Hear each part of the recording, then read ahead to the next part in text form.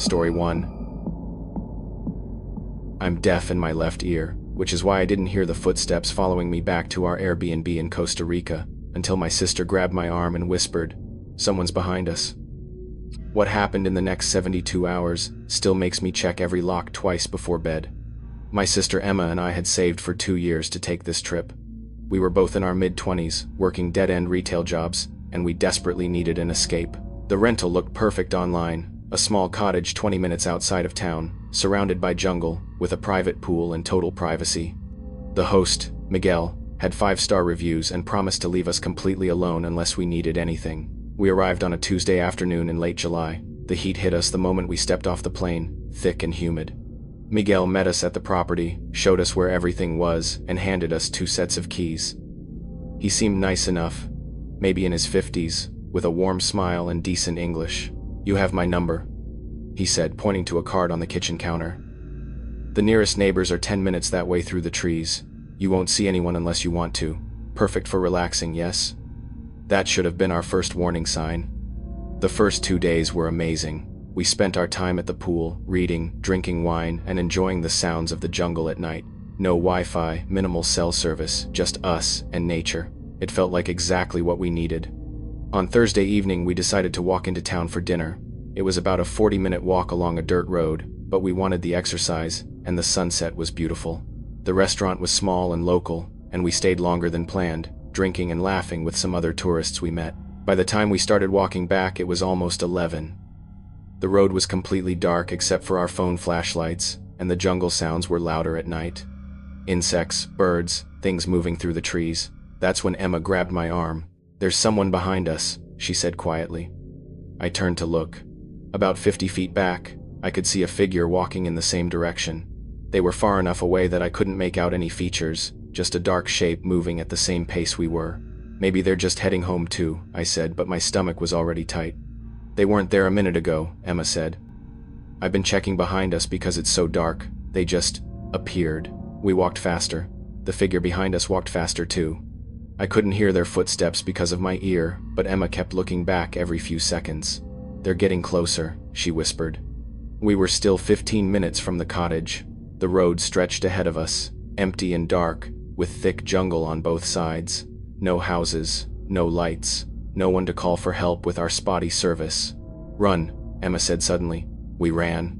I could hear my own breathing, my own footfalls, but not the person behind us. Emma kept looking back, her face pale in the moonlight. We didn't stop until we reached the cottage, fumbling with the keys, nearly falling through the door. Emma slammed it shut and locked it immediately. We stood there, panting, listening. I watched through the window next to the door.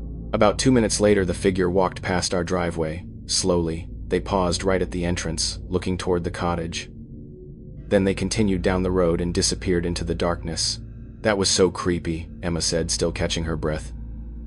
"Maybe we're being paranoid," I said, but I didn't believe it. We tried to laugh it off. We had a drink, took showers, and went to bed around 1 in the morning.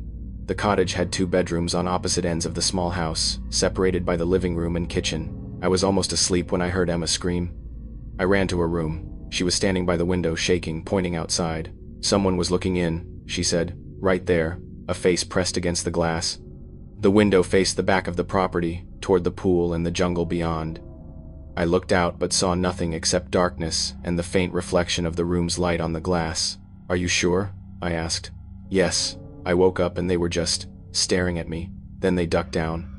We checked every door and window. Everything was locked. We turned on all the outside lights, the pool area, the front porch, the small light above the back door. The property looked empty. "We should call Miguel," I said. Emma tried his number 3 times. No answer. We tried the local police number we'd been given when we checked in. It rang and rang. No answer. Our cell service was too weak to call anyone back home. "We're staying in one room tonight," Emma said. We dragged her mattress into the living room and pushed the couch against the front door. We sat back to back in the center of the mattress, lights on, watching the windows until the sun started to rise around 5:30. Nothing else happened that night. But in the morning, when we went outside, we found something that made my blood run cold. Footprints, muddy boot prints circling the entire cottage. They went around the pool, past both bedroom windows, across the front porch. They stopped at every window like someone had been checking each one systematically. The prints led back into the jungle but didn't come from the driveway or the road. Whoever it was had come through the trees. Emma took pictures of everything while I tried calling Miguel again. This time he answered on the first ring. "Is everything okay?" he asked, his voice cheerful. "No," I said. "Someone was on the property last night. Looking in the windows, we found footprints everywhere." There was a pause. "What kind of footprints?" "Boot prints. Large ones. They circle the whole house." Another pause. "I'll come right now." He arrived 30 minutes later, parked his truck in the driveway, and examined the prints without saying much. His face had changed. The warm, friendly expression was gone. "Pack your things," he finally said. "I'm moving you to a hotel in town, right now." "What? Why?" Emma asked. "Just pack, please. I'll explain in the car." We threw everything into our bags in less than 10 minutes. Miguel loaded them into his truck, checked all the locks on the cottage, and drove us toward town in complete silence. Emma and I kept exchanging looks but didn't push him. Finally, about halfway there, he spoke.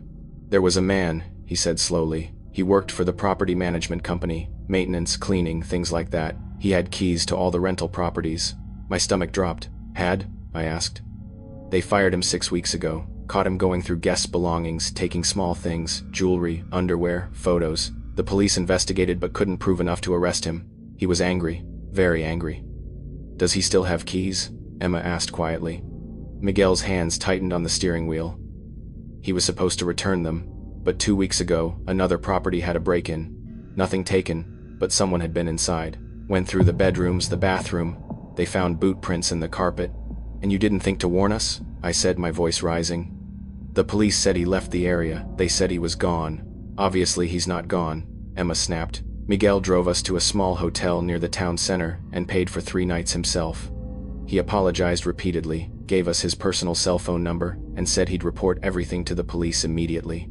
We spent the rest of our vacation in that hotel room, doors locked, barely sleeping. The local police took our statement and the photos but told us there wasn't much they could do unless the man actually broke in or assaulted someone.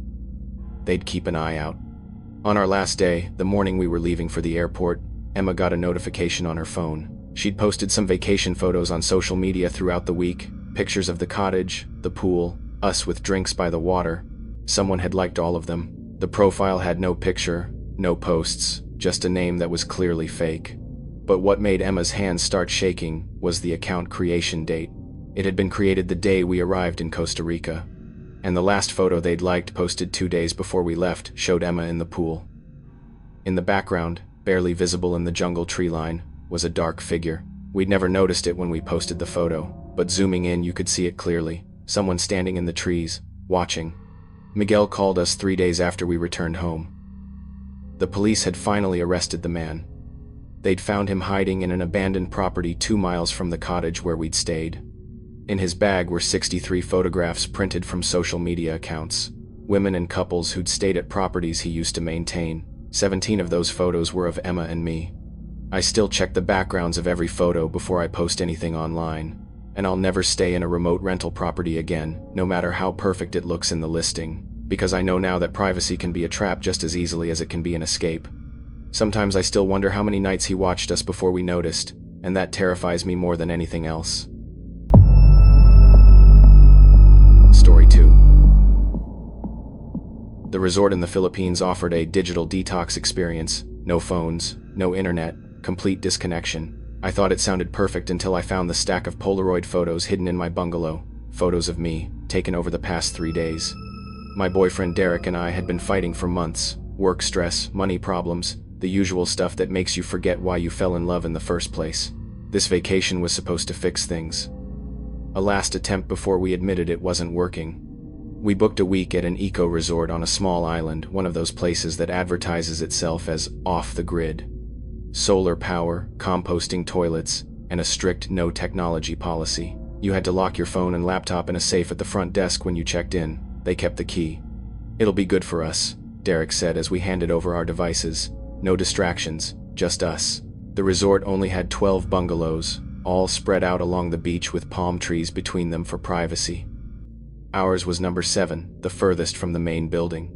The manager, a Filipino woman named Rosa, seemed friendly enough. She explained that staff would bring meals to our bungalow 3 times a day, and otherwise leave us completely alone unless we rang the bell on our porch. "You're here to reconnect," she said with a smile. The first day was nice. We swam, laid in the sun, talked about everything except our problems. The staff brought our meals in woven baskets, fresh fish, rice, tropical fruit. They'd knock once, leave the basket on the porch, and disappear before we could answer. By the second day, the fighting started again. Small things at first. Derek criticized how much I was eating. I snapped at him for not helping clean up after meals. By dinner, we weren't speaking. I went to bed early, around 9, while Derek stayed outside on the porch with a bottle of the local rum they'd included in our welcome basket. I fell asleep to the sound of waves and his occasional heavy sighs.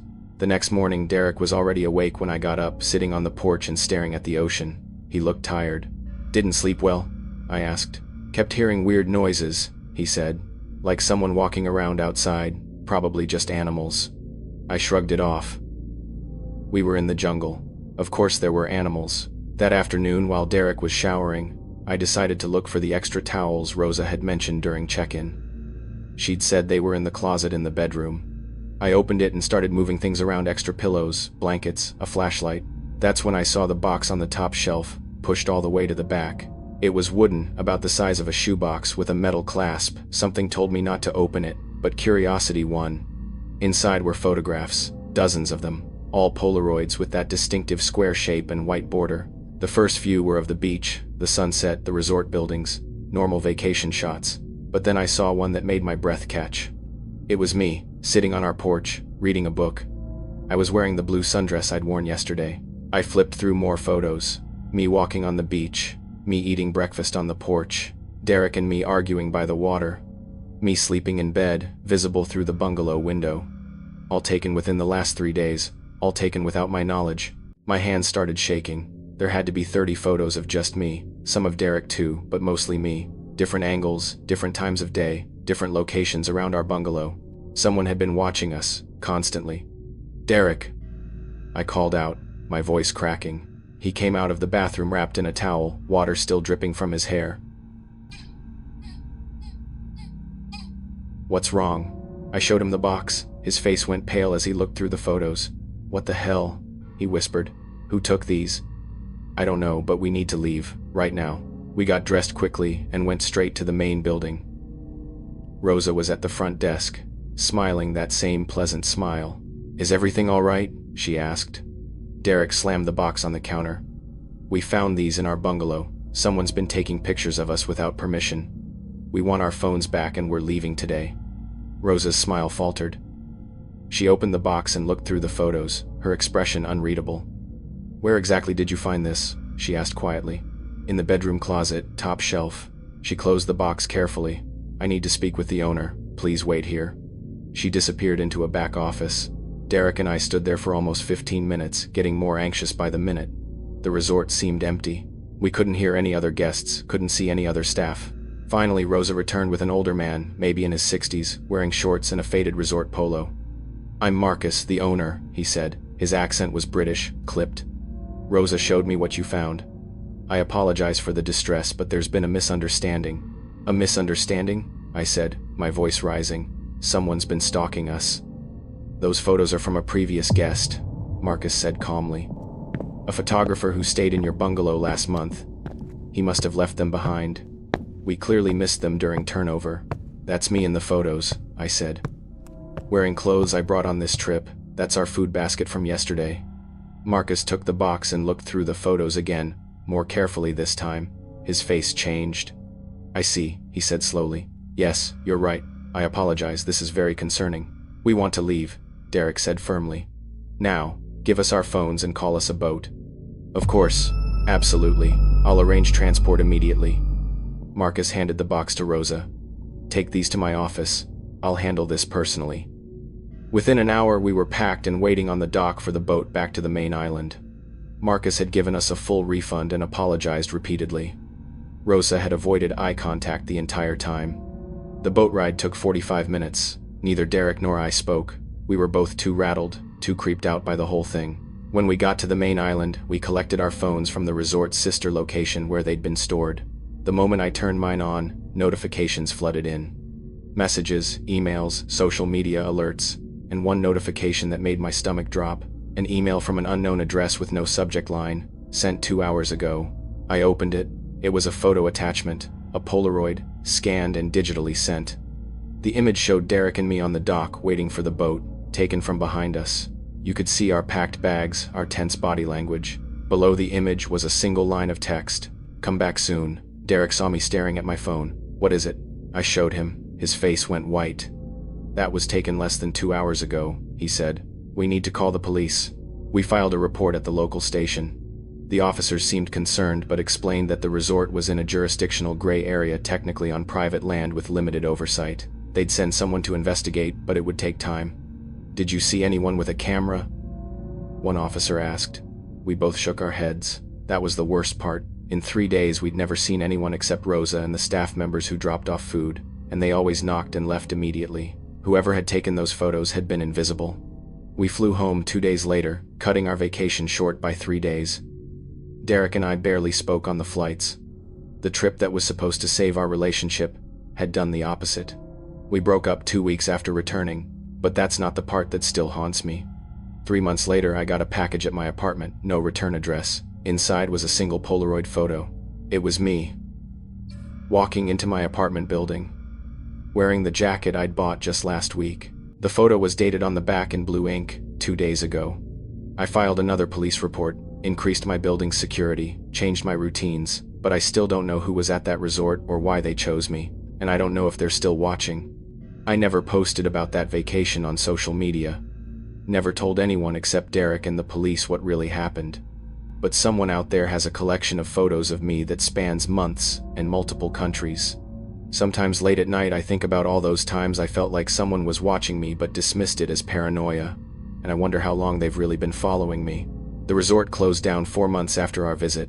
When I searched for information about it online, I found a local news article about an investigation. They'd discovered hidden cameras in 6 of the 12 bungalows, but they never caught who installed them, and they never recovered all the photos that were taken.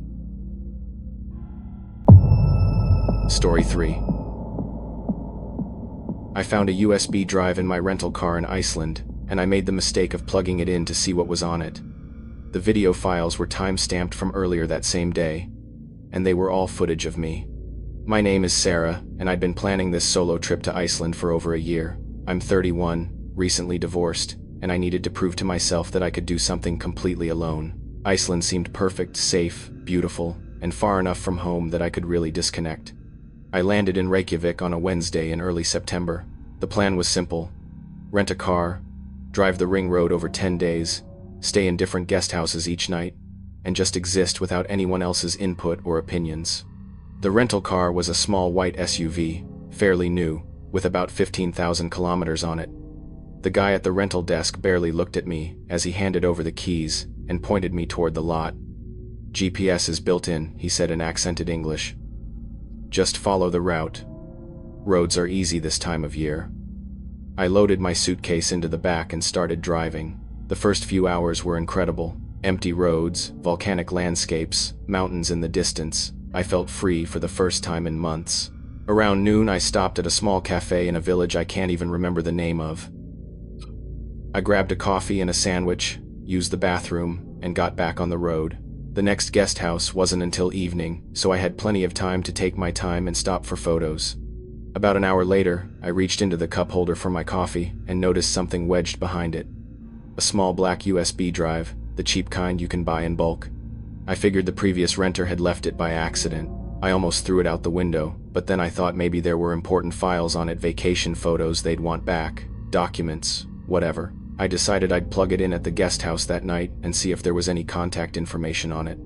The rest of the drive was uneventful. I checked into a small guest house around 6 in the evening. The owner was an older woman who spoke minimal English but showed me to my room, a cozy space with a single bed, a desk, and a window overlooking a field of volcanic rock. After dinner, I grabbed my laptop and the USB drive.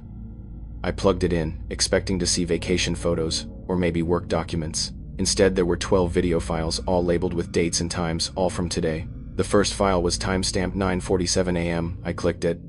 The video showed me, in the rental car, driving.